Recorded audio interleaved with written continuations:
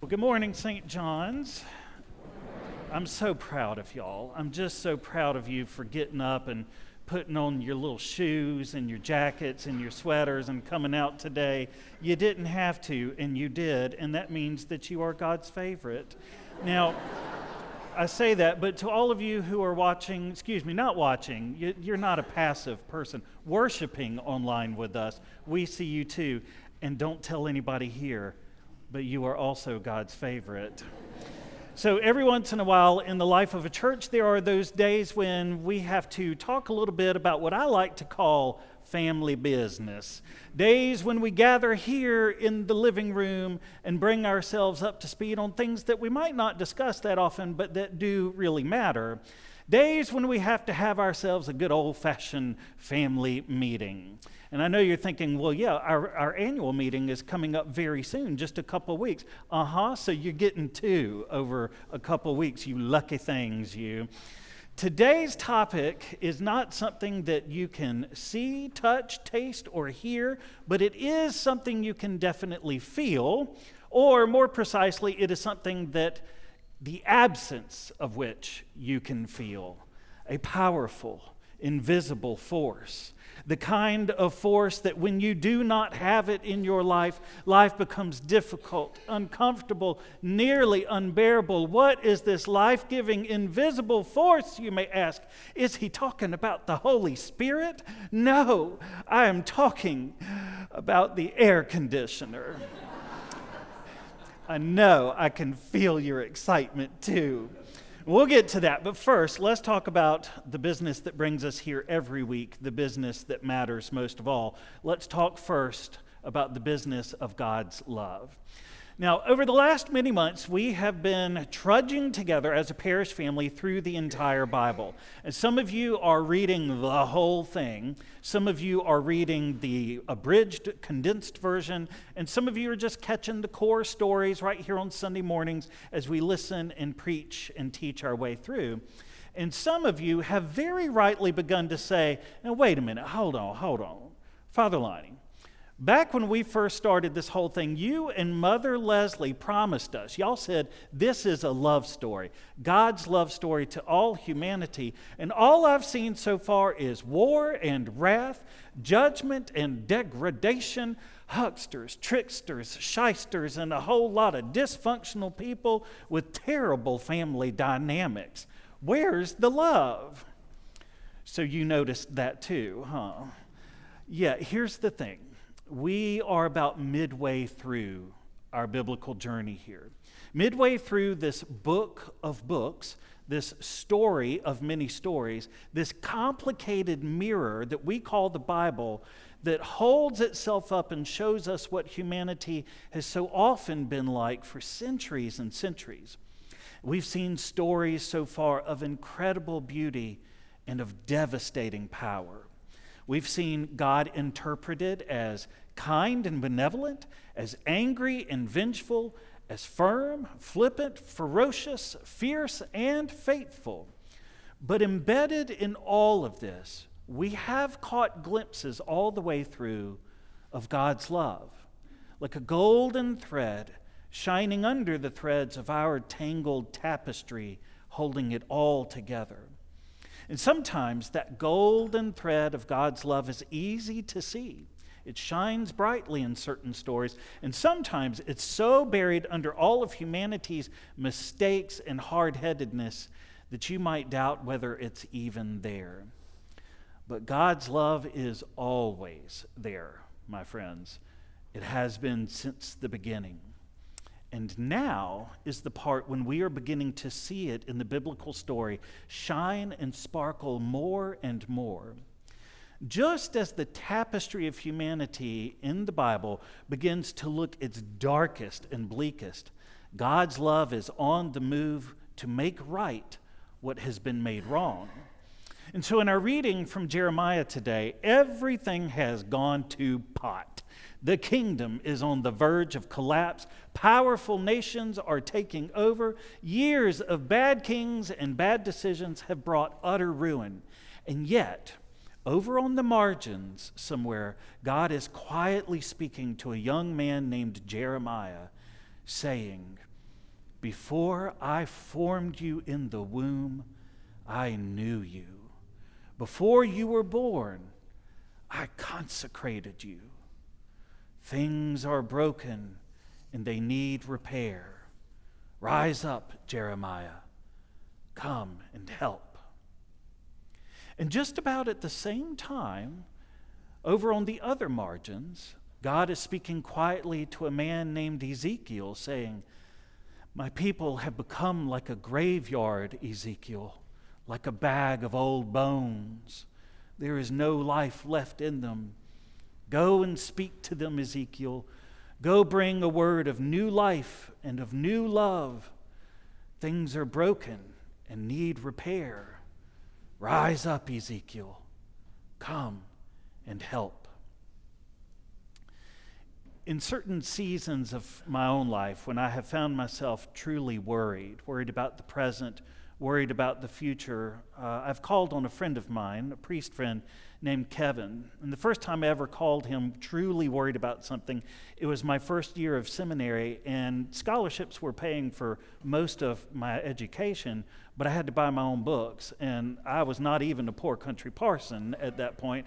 I was just a guy fresh out of 4 years of college and 1 year at the Home Depot, and I thought, I'm not going to be able to afford these books. Y'all, the books for seminary, they big. And so I called my friend Father Kevin, and I explained it all. I was driving along, talking on the cell phone, and Kevin said to me, and he has said it many times since then, he said, now, Lonnie, now, what you and I both know is that God has not brought you this far just to drop you now.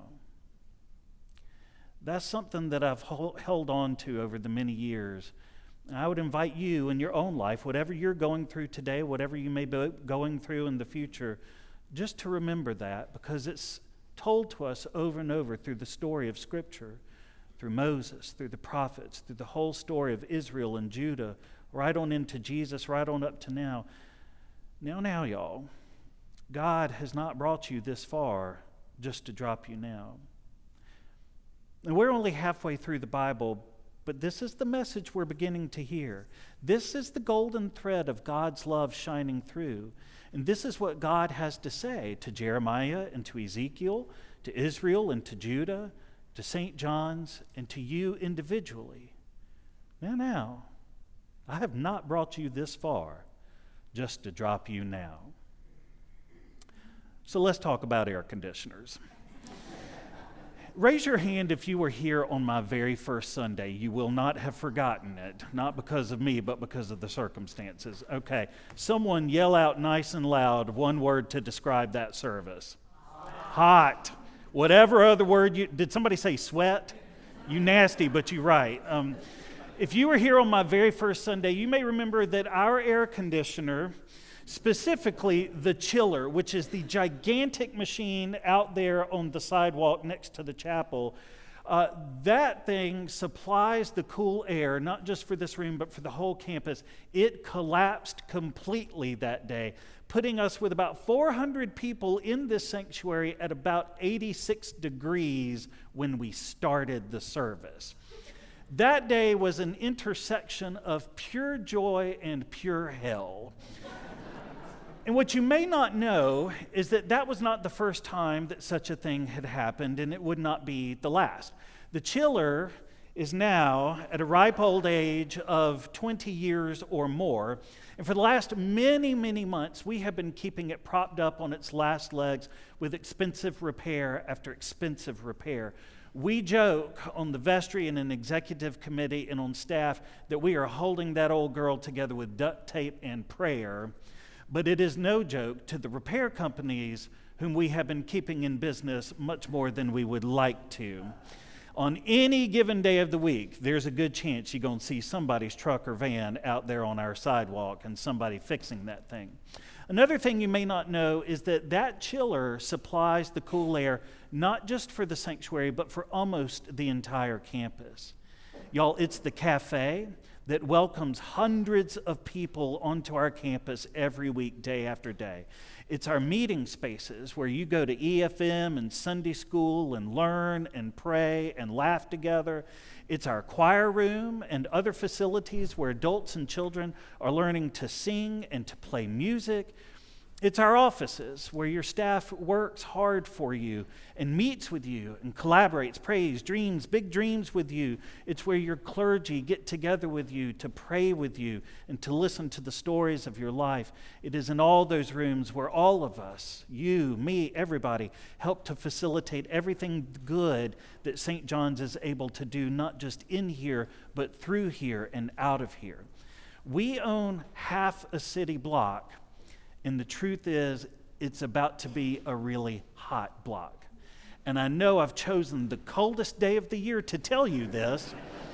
I'll just tell you that the heat is on a totally different system, and we had to do a whole bunch of stuff to it this week just to make sure you'd be comfortable in here today.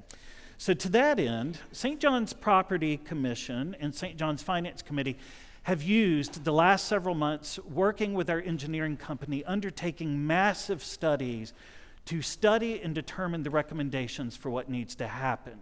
And the long and the short of it is that we have done our best with what we've had for longer than could have been expected. Say a prayer for the chiller. It's been good to us, but it is going to give up the ghost at any moment. And if we want to make it through the next summer, we have to begin the work to replace it now. The vestry has received all this info, studied, affirmed, and approved the work of the Property Commission and the Finance Committee. They have been meticulous with this stuff, y'all, and they have ordered the chiller now to guarantee its arrival and installation before the worst of the summer hits.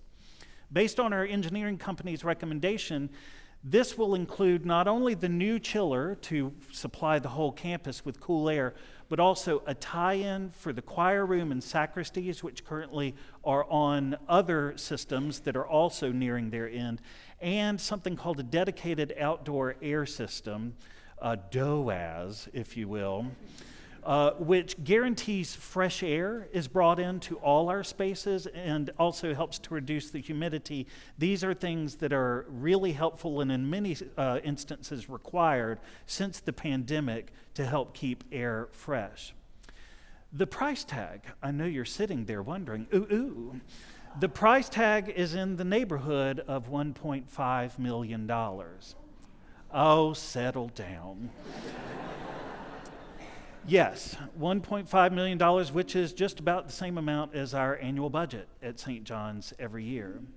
Let me tell you, there were two other components that our engineering company recommended, and as a matter of stewardship, we decided not to pursue those at this time. Otherwise, the price tag would be well over $2 million, and we just did not believe that that is accomplishable at this given time. But the work that we're doing will make it so that we can do those things in the future. They'll be easily tied in. So we may kick the can on those two things, but we won't be kicking ourselves in a few years. The biggest challenge is this, and I'll just be very real with you. Unlike other fundraising campaigns, we are on a limited time window. Usually in significant building campaigns, you have years to be able to make a pledge and fulfill it, 1, 3, 5 years. But for the chiller to arrive and to be built and to be installed in time before summer, we need the full amount, and we need it by June when they bring it. You, to that end, will get a letter soon asking you to participate in this project. We are not asking for any one person to foot the whole bill. If you have a little to give, then give a little. If you have a lot to give, then we are asking you, for the sake of your church that you love, to give a lot. I will tell you that after the 8 o'clock service, I was standing up here making a couple extra notes on my sermon after the service had ended, and one of the ushers, Lauren, walked by here. Now, the ushers don't look at the offering, but they put it in the bags and they drop it into the safe. And so they don't see what's on the checks, but she comes walking by here and she looks up at me. Mother Leslie's right next to me. Lauren looks up and dead serious. She looks up and she says, "You know, there may have been a $1.5 million check in that last offering. And I just got totally quiet. And I looked at her and I was like, really? And she goes, I don't know, maybe. Chances are probably not. So y'all, it's going to take all of us. This is us. We have to do this together. And I am happy to tell you that we do already have 100% participation from the vestry, the executive committee, and from your rector, because we know it's important. A few questions you might ask. When do we need the money? We need it soon. Can't we take out a loan? Well, you can do just about anything, but with interest rates as high as they are, why would we want to pay extra over time when we might be able to go ahead and take care of it now? And in fact, I'll change that from might. I think we can, and I think we will. Can't St. John's Foundation tackle this?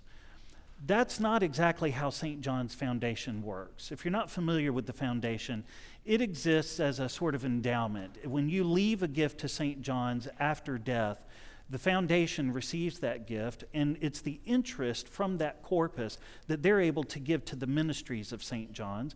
They have been able to do more and more of that as the corpus has grown, because we have a pretty tight, important policy that says we don't go dipping into that cookie jar. Otherwise, that corpus will not grow. And 10 years from now, we're hoping to have it grown even more so that the foundation is able to help in an even bigger way. But we literally cannot go into that, nor should we. Do we not have a major capital reserve? We have various reserves. We're in a good cash position at St. John's right now. But do we have a straight up dedicated major capital needs reserve? Not necessarily. And that's something, I'll be honest, we need to work on. I think there are reasons at St. John's why that hasn't been the case, going back to some of the difficulties that St. John's faced just over a decade or so ago.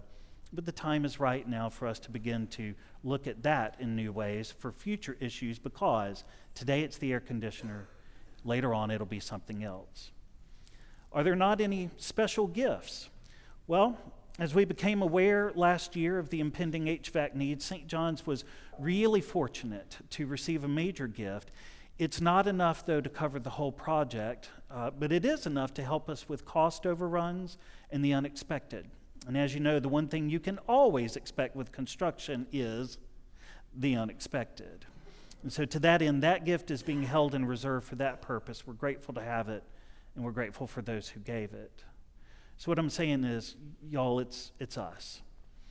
You might also ask, why didn't we hear about this sooner? Well, it has taken this much time to get the engineering reports done and to truly investigate it and to find out what's what. And frankly, thorough work takes thorough time, and we needed thorough answers to thorough questions to make thorough choices. Lots of people are involved in all of this. I'm especially grateful for the Property Commission and Charlie Redding, who's their chair, for Cindy Sessions, our treasurer, and the Finance Committee who works with her, and for Ramsey and Mary Bird Sims, who are the chairs of the fundraising effort. You'll be getting their letter in the mail within the next couple days. We'll also have a Q&A session in the coming weeks, and so there's going to be plenty of time for you to learn more about HVAC systems than you ever wanted to know, because you're a part of this. So if you have any questions, these folks are happy to talk to you. So let's wrap it up. Let's tie this up with a little bow and bring it full circle. Like I said, this project is not glamorous. No one will get a shiny plaque, and it will not make you be remembered at St. John's forever and ever. Now, I have to say that, but here's the deal. If you give the $1.5 million, I will put the prettiest plaque on the outside of that chiller as fast as I can. Just bear that in mind. We'll make it big. We'll put whatever name you want on it. But here's the thing, y'all. This is not just for us. This is actually about something greater than ourselves. In some ways, this is about love. It's about hospitality, about making St. John's a welcoming, comforting place for all people, not just for us who are in this room now, but for people who are looking for a church family like ours.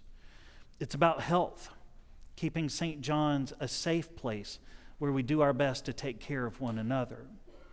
And it's about history, about being good stewards of this nearly 200-year-old building in which people have said their prayers and woven their part of our complicated tapestry with the golden thread of God's love for almost 2 centuries. Y'all, we can do this. We will do this. God has not brought us this far just to drop us now. Things are broken and they need repair. So as God has said before, and will say many times again, rise up, St. John's, come and help. Amen.